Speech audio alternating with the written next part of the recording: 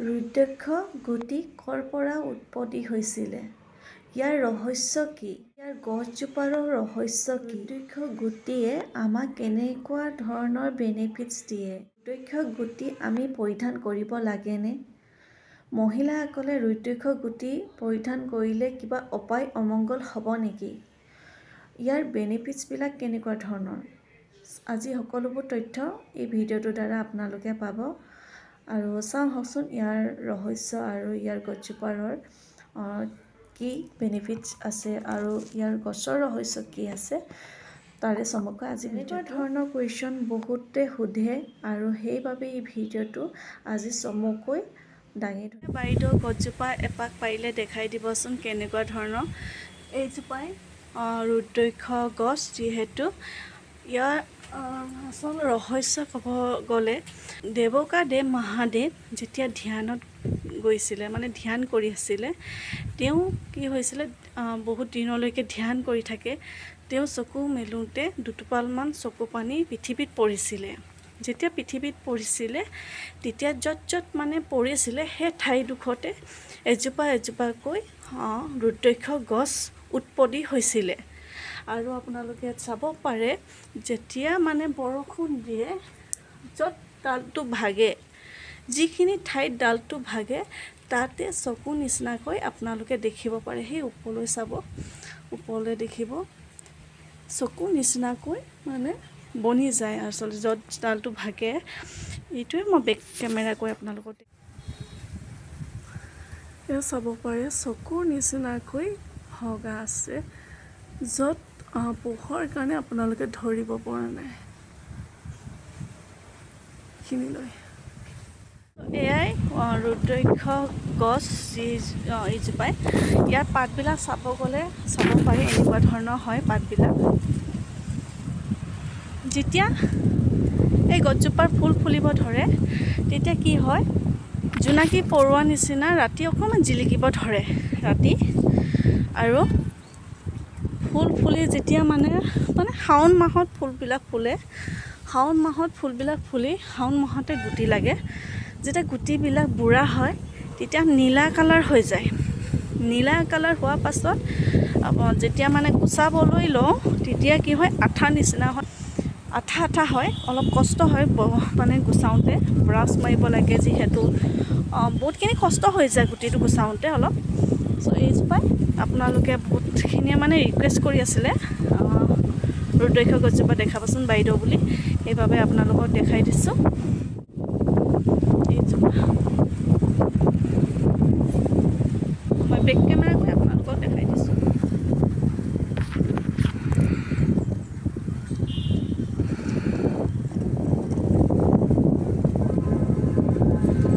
ইয়াৰ পাতবিলাক চাব গ'লে এনেকুৱা ধৰণৰ।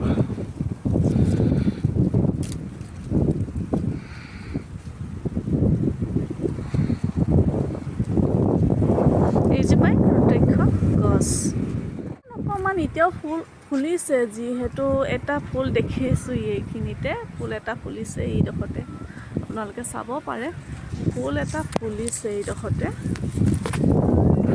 এইডোখৰ ফুল এটা ফুলিছে।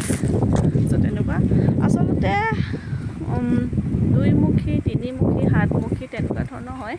মোৰ লগত যিহেতু কিছুমান ষ্টকত আছে, যদি আপোনালোকে ল'ব বিচাৰে মোক তলত দিয়া নাম্বাৰত কণ্টেক্ট কৰিব পাৰে। যিহেতু কিছুমান ষ্টকত ৰাখি থৈ দিওঁ, কেতিয়াবা নিজেও প্ৰয়োজন হয়। এয়া হৈছিলে ৰুদ্ৰাক্ষ গছ। আৰু এতিয়া আমি পাতিম ৰুদ্ৰাক্ষ গুটিৰ বিষয়ে। ষ্টকত আছে, এইখিনি হৈছে ৰুদ্ৰাক্ষ গুটি, নিজৰ ঘৰৰে হয়। আৰু এতিয়া আমি পাতিম ৰুদ্ৰাক্ষ গুটি কি হয়। ৰুদ্ৰাক্ষ গুটি আচলতে মহাদেৱৰ চকু পানীৰ পৰা উৎপত্তি হোৱা এবিধ গুটি হয়, মানে স্বয়ং মহাদেৱৰ এটা আশীৰ্বাদ বুলি ক'ব পাৰি, ঠিক আছে। ৰুদ্ৰাক্ষ গুটি আচলতে একমুখীৰ পৰা 21 মানে 24, 27 মুখীলৈকে মানে থাকে আচলতে। সেইবিলাক বহুত হেভি হয়। আৰু ৰুদ্ৰাক্ষ গুটি পৰিধান কৰিলে কেনেকুৱা ধৰণৰ বেনিফিটছ পায়? ৰুদ্ৰাক্ষ গুটি পৰিধান কৰিলে আমাৰ যদি মনটো চঞ্চল হয়, মন শান্ত কৰিবৰ কাৰণে পৰিধান কৰা হয়। নেতিবাচক চিন্তাৰ পৰা পৰিধান কৰিব পাৰি, অৰা ষ্ট্ৰং কৰিবৰ কাৰণে পৰিধান কৰিব পাৰি, আপুনি আত্মবিশ্বাস কনফিডেন্সৰ কাৰণে পৰিধান কৰিব পাৰে। লগতে ধ্যান বা আধ্যাত্মিকত যদি আপুনি বৃদ্ধি কৰিবৰ বাবে পৰিধান কৰিব পাৰে। আৰু তেনেকুৱা ধৰণৰ শিৱৰ ভক্তসকলে পৰিধান কৰে। আৰু তেনেকুৱা ধৰণৰ বেনিফিটছ বহুত আছে। আপোনালোকে মালা কৰি পৰিধান কৰিব পাৰে, নহ'লে বা এই গুটিটো আপুনি সোণাৰী জুৱেলাৰী তাত ধুনীয়াকৈ বনাই আনি পৰিধান কৰিব পাৰে। ইয়াত নিজে নিজে বাট থাকে, এইটো দেখিছে। এইফালে আপোনালোকে ৰছী লগাই পৰিধান কৰিব পাৰে পেণ্ডেণ্ট হিচাপে। আৰু কেনেকৈ চাব পাৰি অৰিজিনেল ৰুদ্ৰাক্ষ এইটো কেইমুখী কেনেকৈ চাব পাৰে আজি মই আপোনালোকক দেখাইছোঁ। ইয়াত দেখিছে এটা লাইন দেখিব, 1 2 3 4 5 এইটো হৈছে 5মুখী ৰুদ্ৰাক্ষৰ গুটি, ৰুদ্ৰাক্ষ গুটি। চ' তেনেকৈ চাব পাৰি, প্ৰতিটো এনেকৈ লাইন থাকিব, কেইটা লাইন আছে সেইটো ধৰণে চাব পাৰি। মোৰ লগত যিহেতু 4মুখী 5মুখী বেছি উপলব্ধ হৈ থাকে, যিহেতু ঘৰৰ হয়, ঘৰত সেইটো বেছিকৈ লাগে সেইবাবে। আৰু এতিয়া আহোঁ একমুখী ৰুদ্ৰাক্ষৰ বেনিফিটছবিলাক। একমুখী ৰুদ্ৰাক্ষ স্বয়ং মহাদেৱৰ লগত কানেক্টেড হয়। চ' আপোনালোকে ইউনিভাৰ্চেল এনাৰ্জিৰ লগত ইউনিভাৰ্চৰ লগত কানেক্টেড হ'বৰ কাৰণে পৰিধান কৰিব পাৰে। লগতে মহাদেৱৰ আশীৰ্বাদ ব্লেছিং পাবৰ কাৰণে পৰিধান কৰিব পাৰে। মনক শান্ত পজিটিভ আনিবৰ বাবে পৰিধান কৰিব পাৰে। লগতে কি হয়, আধ্যাত্মিক জাগ্ৰতৰ কাৰণে পৰিধান কৰিব পাৰে, বা আপুনি স্বয়ং মহাদেৱৰ ব্লেছিং ল'বৰ কাৰণে একমুখী ৰুদ্ৰাক্ষ পৰিধান কৰিব পাৰে। এতিয়া আহোঁ দুইমুখী ৰুদ্ৰাক্ষৰ বিষয়ে। দুইমুখী ৰুদ্ৰাক্ষ আমি যদি মনটো চঞ্চল হয়, বা আপুনি কোনোবাই কিবা এটা ক'লে পটককৈ দুখ অনুভৱ কৰে, লগতে ইম'চনেলবিলাক বেলেঞ্চ কৰিবৰ বাবে, লগতে শিৱ আৰু পাৰ্বতীৰ আশীৰ্বাদ পাবৰ কাৰণে, লগতে আপুনি যিবিলাক আপোনাৰ কোনোবাই কিবা ক'লে সেই দুখটো আপুনি ভিতৰৰ অন্তৰ যিটো ৰাখে সেই ইম'চনেলখিনি বেলেঞ্চ কৰিবৰ কাৰণে দুইমুখী ৰুদ্ৰাক্ষ পৰিধান কৰিব পাৰে। এতিয়া আহোঁ তিনিমুখী ৰুদ্ৰাক্ষৰ বেনিফিটছ। তিনিমুখী ৰুদ্ৰাক্ষৰ বেনিফিটছ ক'ব গ'লে অগ্নি দেৱতাৰ লগত কানেক্টেড হয়, যিহেতু আপুনি আত্মবিশ্বাস বাঢ়ে। লগতে নতুন আৰম্ভণি কৰিব বিচাৰিলে আপোনালোকে পৰিধান কৰিব পাৰে। চ' এতিয়া আহোঁ পাঁচমুখী ৰুদ্ৰাক্ষৰ বেনিফিটছবিলাক। পাঁচমুখী ৰুদ্ৰাক্ষে আপোনালোকক চাৰিমুখী ৰুদ্ৰাক্ষ পৰিধান কৰিলে কি বেনিফিটছ পাব দেখিছে। ইয়াত চাৰিমুখী 1 2 3 4 4টা মুখ আছে চাৰিমুখী ৰুদ্ৰাক্ষ। চাৰিমুখী ৰুদ্ৰাক্ষ পৰিধান কৰিলে ব্ৰহ্মা আশীৰ্বাদ পোৱা হয়, ব্ৰহ্মাদেৱৰ আশীৰ্বাদ পোৱা হয় বুলি জনা যায়। চাৰিমুখী ৰুদ্ৰাক্ষে সদায় কোৱালিফিকেশ্যন, ক্ৰিয়েটিভিটি, মেমৰি আদিত সহায় কৰে, ষ্টুডেণ্টৰ কাৰণে বহুত বেছি ভাল বুলি জনা যায়। ঠিক আছে, এতিয়া আহোঁ পাঁচমুখী। যিহেতু পাঁচমুখী মোৰ লগত এভেইলেবল থাকে, পাঁচমুখী বহুতখিনিয়ে থাকে। এতিয়া আহোঁ পাঁচমুখী ৰুদ্ৰাক্ষৰ বেনিফিটছবিলাক। পাঁচমুখী ৰুদ্ৰাক্ষ হৈছে মন শান্ত কৰে, ষ্ট্ৰেছ কমায়, লগতে ধ্যান স্পিৰিচুৱেলৰ লাইনত আপোনালোকে যদি আছে তাৰ কাৰণে বহুত বেনিফিটছ পোৱা যায়। লগতে নেতিবাচক শক্তিৰ পৰা আপোনালোকে ভাল নেতিবাচক শক্তিৰ পৰা প্ৰটেকশ্যন হৈ থাকে।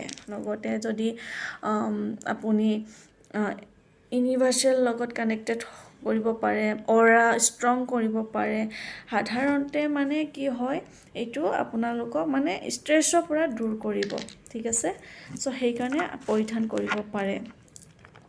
ঠিক আছে, আৰু 7মুখী থাকে, 14মুখী থাকে, 27মুখী থাকে, সেইবিলাক হেভি হয় আৰু তেনেকুৱা ধৰণৰ বহুত হেভি থাকে, যিবিলাক মানে 27মুখী 24মুখী হনুমান মানে চব দেৱতাৰে এটা মানে ইয়াত জড়িত হৈ আছে, ঠিক আছে।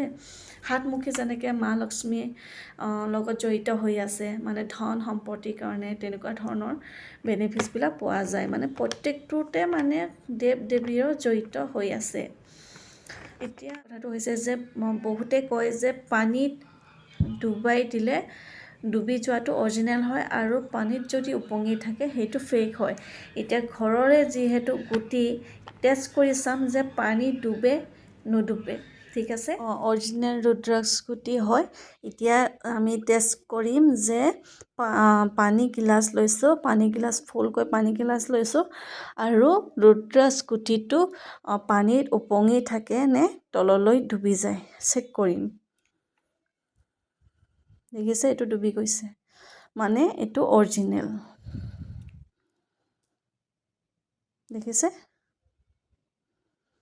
দেখিছে ডুব গৈছে। কিছুমান ডুব নাযায়, কিছুমান উপঙি থাকে, দেখিছে। কিছুমান উপঙিও থাকে, দেখিছে।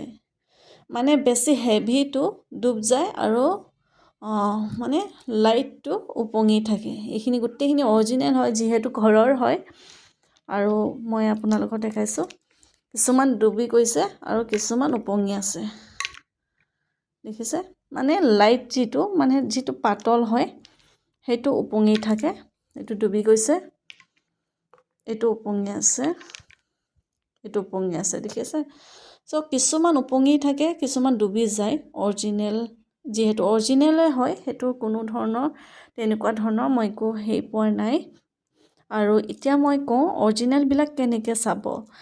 যিটো এইবিলাক ঘাট দেখিছে, এইবিলাক ঘাট থাকিব অৰিজিনেলবিলাকৰ, এইবিলাক ঘাট থাকিব, এইবিলাক অৰিজিনেলৰ। এইটো কেইমুখী চাব বিচাৰিলে 1 2 3 4 5 মানে 5মুখী। এইটো 5মুখী ৰুদ্ৰাক্ষ গুটি হয়। এইটো যিহেতু মই অইলত এইটো জুবিয়াই থৈছিলোঁ, সেইটো কাৰণে অকণমান অইল লাগি আছে। এইটো যিহেতু মই এইটো আপোনাক মানে হেৰি কৰি দিওঁ, এনাৰ্জাইজ কৰি দিওঁ, সেইবাবে। এয়া অৰিজিনেল, এইবোৰ চব ঘৰৰে হয় এইবিলাক। যিহেতু এইখিনি বুঢ়া হৈ গৈছে, এইখিনি বুঢ়া, সেইকাৰণে। আৰু এইটো আপোনাৰ কেঁচা অলপ হেৰি হৈ আছে কাৰণে, এইখিনি অলপ বুঢ়া হৈ যোৱাৰ কাৰণে এইবিলাক অৰিজিনেল ৰুদ্ৰাক্ষ হয়, দেখিছে। অ'কে, আহোঁ মহিলাসকলে ৰুদ্ৰাক্ষ ধাৰণ কৰিব পাৰে, মানে ৰুদ্ৰাক্ষ গুটি ধাৰণ কৰিব পাৰে নেকি? বহুতে এইটো কুৱেশ্যন। নিশ্চয় পাৰে, কিয়নো যিহেতু মহাদেৱৰ আন এটা নাম হৈছে শিৱ শক্তি। শিৱ পাৰ্বতী দুইটা লগ লাগি শিৱ শক্তি, আৰু মহাদেৱৰ আন এটা নামো আদিশ্বৰ বুলিও জনা যায়। মহিলাসকলে পৰিধান কৰিবলৈ নিশ্চয় লাগে, কিয়নো আমি সকলোবিলাক কাম যিহেতু কৰি থাকোঁ, সকলো ঘৰ এখন চম্ভালি থাকোঁ, মনটো ক্লিন কৰিবৰ কাৰণে, মাইণ্ডটো ঠাণ্ডা কৰিবৰ কাৰণে আমি পৰিধান কৰিবলৈ নিশ্চয় লাগে। লগতে আপোনাৰ অ'ৰা ষ্ট্ৰং হ'ব, লগতে মানে যদি কিবা ধৰণৰ চিন্তা আহি থাকে, ভয় থাকে, সেইবিলাকৰ কাৰণে আপোনালোকৰ বহুত ভাল। মই যদি ক'ব বিচাৰোঁ মহিলাসকলে নিশ্চয় ধাৰণ কৰিব লাগে, মানে মহিলা বুলি নহয়, সকলোৱে ৰুদ্ৰাক্ষ গুটি ধাৰণ কৰিবলৈ নিশ্চয় লাগে। আৰু এতিয়া আহোঁ, মানে কি হয়, যদি মহিলাসকলে ধাৰণ কৰে, যোনেই ধাৰণ কৰে, তেতিয়া আপোনালোকে শোৱাৰ আগত খুলি থৈ ভাল জেগা ঠাই এডোখৰত খুলি ৰাখি ৰাতিপুৱা মৰ্ণিং গা পা ধুই অকণমান ধূপ ধূনা অকণমান দি পৰিধান কৰিব, নিশ্চয় বহুত ধুনীয়া এটা ৰিজাল্ট পাব। আৰু মই যিহেতু আপোনাৰ নামত এনাৰ্জাইজ কৰি পঠিয়াওঁ যিহেতু, যদি ল'ব বিচাৰে মই তলত দিয়া নাম্বাৰত কণ্টেক্ট কৰিব পাৰে। সেয়াই আছিলে, ভিডিঅ'টো ইমান দীঘলীয়া নকৰোঁ, ইমানতে সামৰি দিওঁ। যদি কিবা জানিব বিচাৰে তেতিয়াহ'লে মোক তলত দিয়া নাম্বাৰত কণ্টেক্ট কৰিব পাৰে। থেংক ইউ, ধন্যবাদ।